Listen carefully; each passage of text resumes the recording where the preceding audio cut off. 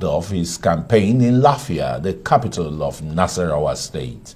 The Labour Party team was welcomed by a huge crowd at the state capital as the party's presidential candidate, Peter Obi, and other party leaders addressed supporters. Obi told the crowd that Aso Rock is a seat of power for energetic and vibrant people to live and tackle the huge problems facing Nigeria, and not a retirement home for the aged, sick, or tired persons. Obi told the crowd that himself and his running mates are like all well-meaning Nigerians and that they will not loot the nation's treasury if elected. The Labour Party's candidate, who called for a minute of silence for all those who died from flood disasters across Nigeria, prayed for the repose of the souls and for those facing a hardship as a result of it. Well, he charged the youths and people of Nasarawa State to vote for the Labour Party for a better future. Has edged on your face about this shishi you don't give and the rest. I wonder how did you get the campaign off the grounds then? Start by appreciating Arise for your support and for having me in the studio this evening. I have maintained. No, let it be known that Arise didn't give you any money, didn't contribute a dime, to the flag off of your campaign. Just, bringing you here to talk about your parties. Yeah, that's what I mean. Oh, great. That's what I mean by appreciating the support so far. We're in Lafia, like you have seen the visuals, and as usual, Labour Party is a party for the people, it's a party for the grassroots. One of the reasons why we'll be having challenges in the country, why we have this failed leadership, successive failed leadership over the years in the country, is because we've never had a party that is driven by the people. We've always had parties that is driven by money bags. And it has always been our dream, especially for those of us who are grassroots oriented and who have a background from the labor movement. It is always better to have a party that is driven by the people.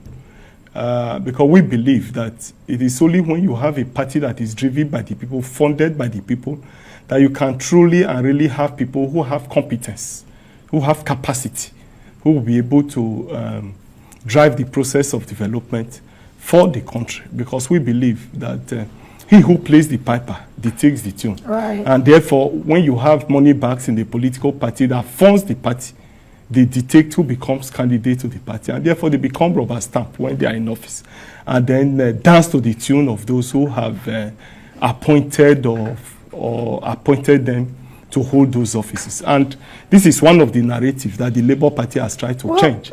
Talking about narratives, as it stands right now, we're yet to get a manifesto, an official manifesto, concerning what you plan to do for Nigerians. And one wonders, what is the central message? Let's start from there, that you're anchoring this campaign on.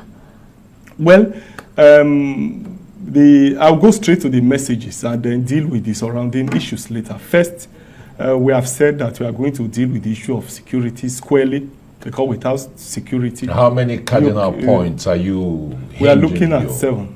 Seven cardinal points. Go on. Yes. So,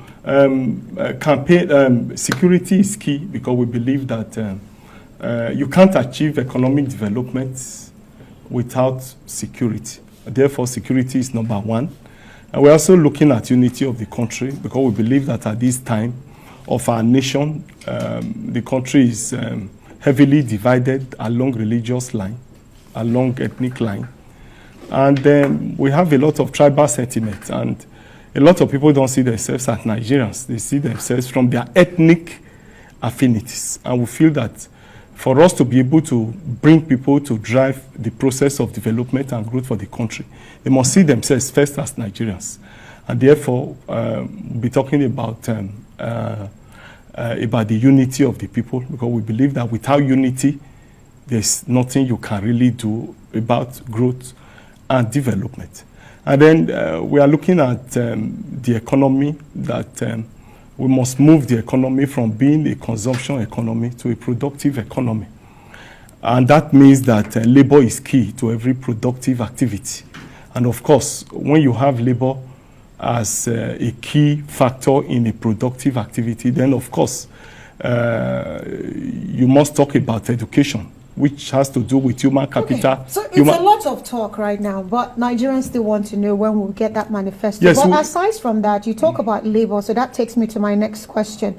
Is the Nigerian Labour Congress with you in this campaign? I ask this because I do remember Ayuba Waba, the president of NLC, has pulled out of your campaign council, and even the TUC man equally did the same. So, we speak of Labour. Well, they have not pulled out. Ayuba Waba nominated his general secretary, Imam Baja, to replace him. Of course, you know that Ayuba Waba is the president of, we call him global president. He represents, is the president of all workers across the world, and therefore he may not have the time to be able to follow us in this campaign, and therefore he nominated the General Secretary of NSC, Ayuba Waba, Imam Baja, as a replacement. The president of TUC is there fully. He's a member of the campaign council. He's a member of the advisory council of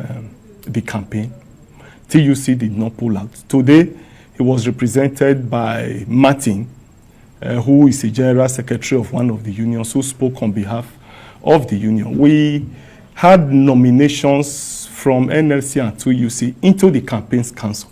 The NLC gave us five members from each state that formed the campaign council, and TUC did the same. So they are integral part of this campaign, and even in the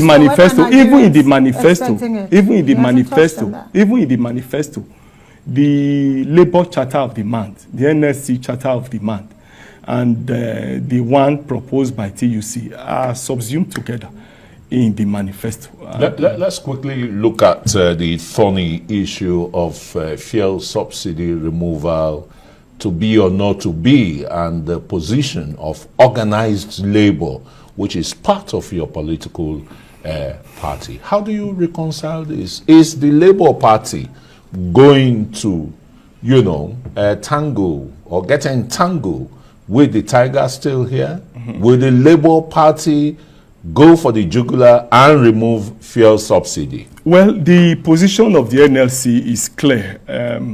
The subsidy payment is a child of circumstance, number one, and has become a major source of fraudulent activities, like we can see. The Nigerian Labour Congress believes that once you refurbish our refineries, or you have modular refineries that refine fuel for local consumption, then you don't need subsidy. But so long as you don't make that provision, it becomes mandatory for you to make provision for subsidy. And therefore, for us in Labour Party, we believe very strongly that we don't just need to work on the existing refineries, that we need to build new ones and refine products locally for local consumption. It is ironic, it is a paradox that as an oil producing country, we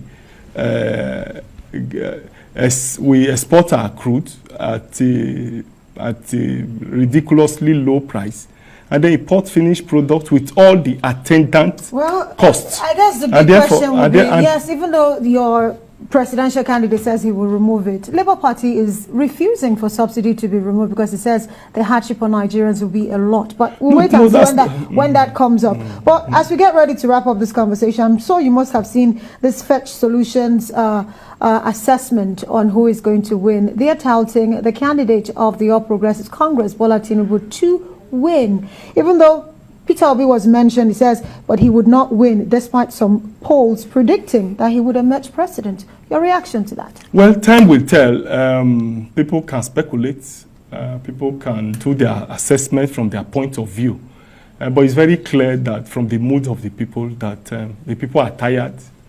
And I think that if you have tried the product for many years and it's not working out, it's only fair and proper that you change that product I don't think that Nigeria is willing and ready to continue with the product of APC and PDP because it has not taken Nigeria anywhere. The result we have had over the past 20 years is the answers are clear: insecurity, hunger, poverty, unemployment, division in the country, flooding everywhere, and it's ridiculous. And I'm very sure that Nigerians are not interested in continuing with that bad product. Well, it's still the best product for now is Labour Party. It's still a long race from now. February is still a long way, and of course, when you talk about paucity of funds, we'll leave that and see how you go about raising all the, finances, all the funds. Well-meaning Nigerians will support us, and we already have the promises. It's all right. The Nigerians that are already, highly impoverished too. It's okay. Well, thanks so very much, Julius Abure. Is the national chairman, the Labour